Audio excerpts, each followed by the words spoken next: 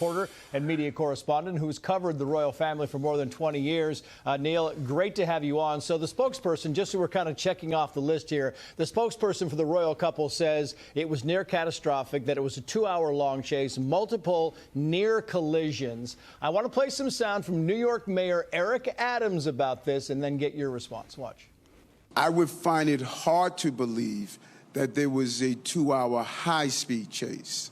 That would be, I find it hard to believe, but we will find out the exact duration of it. But if it's 10 minutes, a 10-minute chase is extremely dangerous in New York City.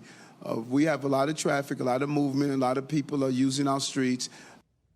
So a big grain of salt, a little skepticism from the people who know New York City well. Your thoughts? Good evening, Trace from London. Yeah, the difficulty is with Harry and Meghan, they've proven to be liars previously. We saw that with their Netflix series and the alleged paparazzi shots that Liz Garbus had to buy in, borrow, all that sort of stuff. So it's very hard to take any story really from them, you know, particularly seriously. One of the things that they've admitted so far, the NYPD, is that, you know, Harry and Meghan no doubt would have been filming some of this, wouldn't they? So really just take their phones and have a look at that. Let's see if it lasted for 2 hours.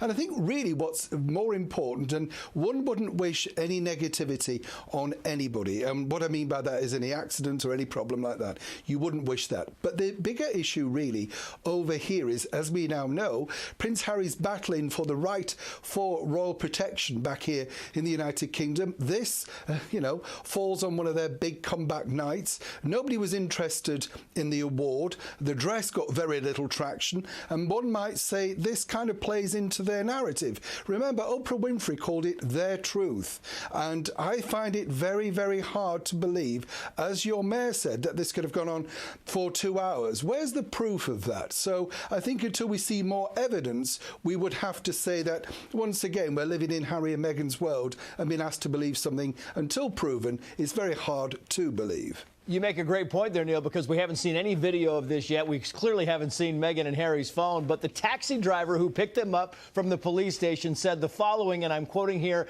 "I don't think I would call it a chase. I never felt like I was in danger. It wasn't like a car chase in a movie. They were quiet and seemed scared, but it's New York. It's safe." I mean, it's one of those things where until you see the video, until you get some eyewitness accounts, it is one of those things you just have to kind of take the word of the people who were there, the taxi driver being one of them. Well, I think the bigger problem as well, what you have to remember, Trace, is that, you know, they've now decided to come back on the world's platform. And as I say, the award show, nobody cares about that. You know, it's nice that Gloria Steinem came back out and did something, but really, who cares? But this puts them slap bang, they think, back on the front pages. And I'm not decrying that. And just a reference from their team and, you know, other people's reference to the late and beautiful Princess Diana is very curlish, very crass, actually. So I think just let the evidence speak for itself, as and when, if we ever get any.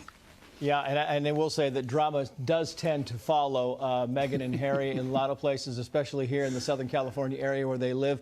Neil, Sean, great to see you as always. Thank you, sir. Pleasure.